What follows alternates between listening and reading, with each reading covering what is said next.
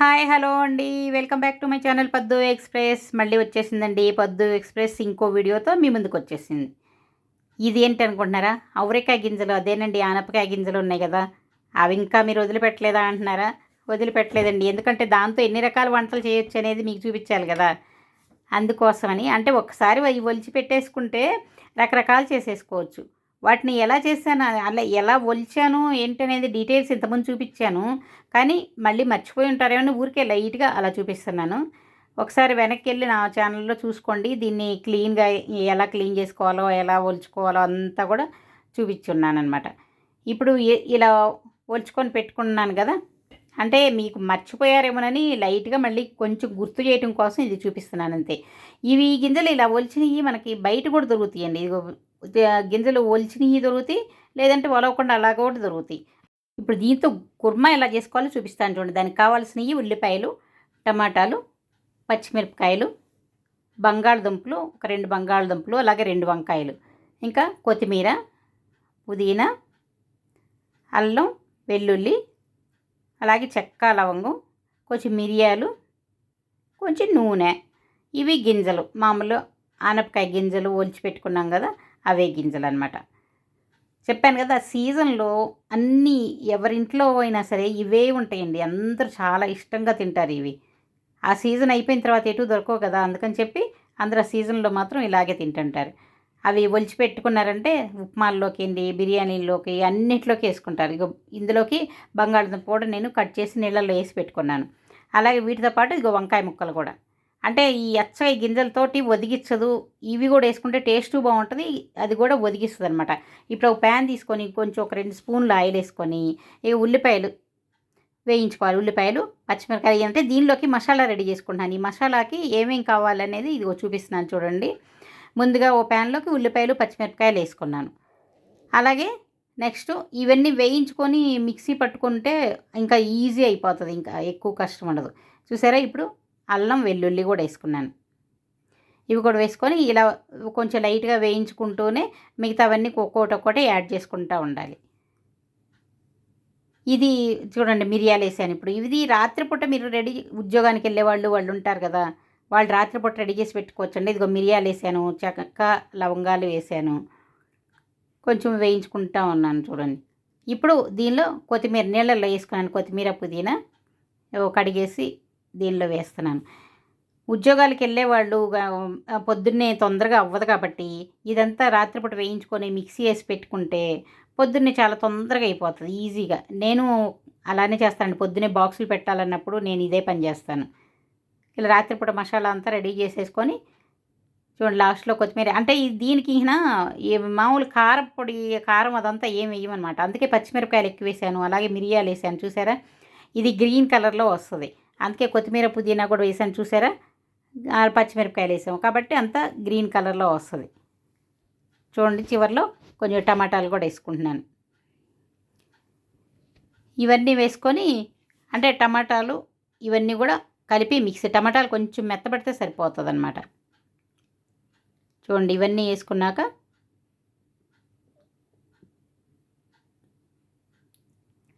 కొంచెం మగ్గింది, టమాటా మగ్గిపోయింది.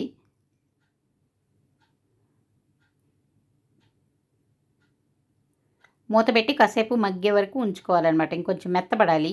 టమాటా మెత్తబడిన తర్వాత దీనిలో చూడండి మళ్ళీ కొబ్బరి వేసుకుంటున్నాను.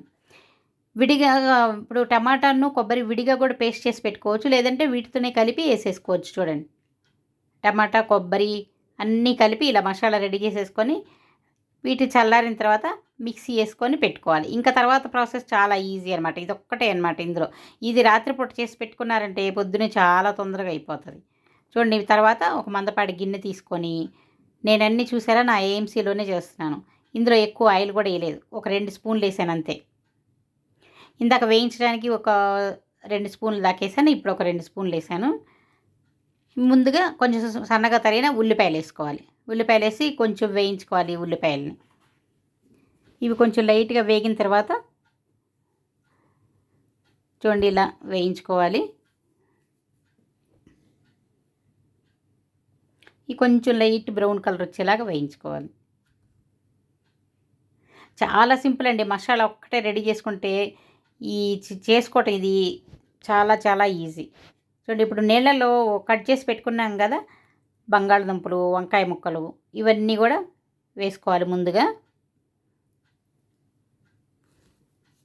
ఇవి వేసుకొని కొంచెం వీటన్నిటిని కూడా ఈ ఆయిల్లో కొంచెం ఇలా ఫ్రై చేసుకోవాలి. అంటే తర్వాత ఎలాగో అన్నిటితో పాటు ఉడుకుతాయి, కొంచెం ఆయిల్లో ఇలా ఫ్రై చేస్తే టేస్ట్ బాగుంటుందన్నమాట. ఇవి వేసేసుకున్నాక దీనిలో ఇప్పుడు ముందుగా ఒలిచి ఎంత రెడీగా పెట్టుకున్నాం కదా అవరేకాయ గింజలు, అదే ఆనపకాయ గింజలు, ఆ గింజలు అవి వేసుకోవాలి. ఇవి 2 కలర్లు కనిపిస్తున్నాయి ఏంటా అనుకుంటారా, అది కాయలే అలా వస్తాయండి. కాయల్లో కొన్ని ఇలా ఉంటాయి, కొన్ని అలా ఉంటాయి, అన్నీ మిక్స్డ్గానే ఉంటాయి. అవి సపరేట్గా ఏమి ఉండవు, ఇలానే ఉంటాయి అన్నమాట. చూడండి ఇవి కూడా వేసుకొని ఆయిల్లో కొంచెం లైట్గా ఇలా ఫ్రై చేసినట్లుగా కొంచెం ఇలా, ఎందుకంటే డైరెక్ట్గా మసాలా వేయచ్చు, కొంచెం ఇలా ఫ్రై చేసుకుంటే ఇంకా టేస్ట్ ఇంకా బాగుంటుంది అనమాట. ఇలా వేసేసుకున్నాక ముందుగా పేస్ట్ మసాలా రెడీ చేసి పెట్టుకున్నాం కదా, దీన్ని ఇందులోకి వేసేసుకోవాలి. ఇందులో పసుపు కారం ఇంకేమీ వేయట్లేదు, ఈ మసాలా పొడి మాత్రమే. ఇది గుజ్జు చేసుకున్నాం కదా ఇది వేస్తున్నాం. దీనిలో అన్ని కారం అన్నీ వచ్చేసినాయి, పచ్చిమిరపకాయలు ఉన్నాయి, చక్క మిరియాలు ఉన్నాయి, అందుకని చెప్పి కారం ఘాటు బాగా సరిపోతుంది. ఇదే పేస్ట్ తోటి మనం చికెను, మటన్ ఇవి కూడా చేసుకోవచ్చండి తెలుసా. నాన్ వెజ్ ప్రియులకి ఇది, వెజ్ వాళ్ళు చేసుకునేది, అంటే నాన్ వెజ్ ఎవరైనా చేసుకోవచ్చు. ఇదే మసాలా వాడి మీరు చికెను లేదంటే మటను అవి కూడా చేసుకోవచ్చు. అవి ఇంకోసారి చూపిస్తానులే ఉండండి తర్వాత. సేమ్ మసాలాతో అవి చేసుకోవచ్చు, ఎండు కారం ఏమి వేయకుండా. ఇదంతా కలిసిన తర్వాత కొంచెం జీలకర్ర పొడి వేసుకుంటున్నాను, కొంచెం మంచి ఫ్లేవర్ కోసం. నేను మొత్తం ఒకసారి బాగా కలుపుకొని ఇప్పుడు మనం నీళ్లు పోసుకోవాలి. నీళ్లు అంటే ఇప్పుడు మనం చారులాగా కావాలంటే చారులాగా చేసుకోవచ్చు, లేదా గ్రేవీ కావాలంటే కొంచెం నీళ్ళు తక్కువ పోసుకోవచ్చు. మనకి ఇది ఎలా కావాలంటే అది అలా చేసుకోవచ్చు తెలుసా. ఎందుకంటే ఇలా పల్చగా చేసుకున్నాం అనుకోండి, కొంచెం పల్చగా చేసుకుంటే వైట్ రైస్లోకి, అలాగే రాగి ముద్దకి చాలా బాగుంటుందండి. ఈ చారు చేసుకునే రాగి ముద్దకి చాలా బాగుంటుంది. అలాగే కొంచెం చిక్కగా గ్రేవీ లాగా చేసుకుంటే ఈ గీ రైస్కి బాగుంటుంది చాలా. గీ రైస్కి, చపాతీలకి, అలాంటి వాటికి కొంచెం గ్రేవీగా చేసుకుంటే బాగుంటుంది. చూసారా ఒక్కదాన్ని ఎన్ని రకాలుగా మనం తయారు చేసుకోవచ్చు. చారుని చేసుకోవాలి, లేదంటే ఫస్ట్ నేనైతే ఏం చేస్తాను తెలుసా అండి, పొద్దున పూట చారులాగా ఇలా చేస్తాను. అది పొద్దున పూట మామూలు వైట్ రైస్ లేదంటే రాగి ముద్ద అలా తినేస్తే రాత్రికి, ఇప్పుడు చూడండి ఇందులో ఉప్పు ఇప్పుడు వేస్తున్నాను, ఇంతవరకు ఉప్పు వేయలేదు కదా. ఆ రాత్రికి కొంచెం చిక్కబడే గ్రేవీ లాగా తయారైపోతుంది కదా, దాంతో చపాతీలు చేస్తానండి. చపాతీలు ఒక్కోసారి రాగి ముద్దతోనే ఏదో తినేస్తాము, కొంచెం గ్రేవీ లాగా ఉంటుంది కాబట్టి. చపాతీలకు కూడా చాలా బాగుంటుంది, దోశలకు కూడా బాగుంటుంది. చపాతీలకే కాదు దోశలకు కూడా చాలా చాలా బాగుంటుంది. అది మిగిలిపోయిందనుకోండి మరుసటి రోజు నేను దోశలే వేస్తాను, దోశలు వేసి దోశలతో పాటు తింటాం. చాలా బాగా, ఇది ఎన్ని రకాలుగా కావాలన్నా వాడుకోవచ్చండి. అలాగే ఉప్మాల్లో వేసుకోవచ్చు, పలావుల్లో వేసుకోవచ్చు, అలాగే సాంబార్లో వేస్తారు ఇక్కడ. ఎన్ని రకాలుగా వాడచ్చు చూడండి.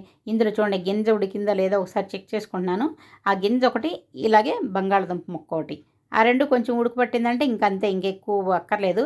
కాకపోతే తర్వాత మనం చిక్కదనం ఎంత కావాలో దాని ప్రకారం అది ఇప్పుడు ఇలా లూజ్గా ఉంది కాబట్టి కొంచెం చిక్కగా కావాలనుకోండి ఇంకొద్దిసేపు స్టవ్ మీద పెట్టేసుకోవచ్చు, లేదా అలా పలచగా తీసేసుకుంటే మనం చారులాగా. ఇక్కడ ఎక్కువగా చారులు అలాగే ఎక్కువ తింటారు, మనకి కొంచెం చారులు అలవాటు తక్కువ కాబట్టి కొంచెం లైట్గా సెమీ గ్రేవీ అలా. చూసారా రెడీ అయిపోయింది, చాలా టేస్టీగా ఉంటుందండి, మీరు తప్పకుండా ట్రై చేయండి. చూడండి చక్కగా రెడీ అయిపోయింది. ఇంకేముంది, దీన్ని సర్వ్ చేసుకోవటమే.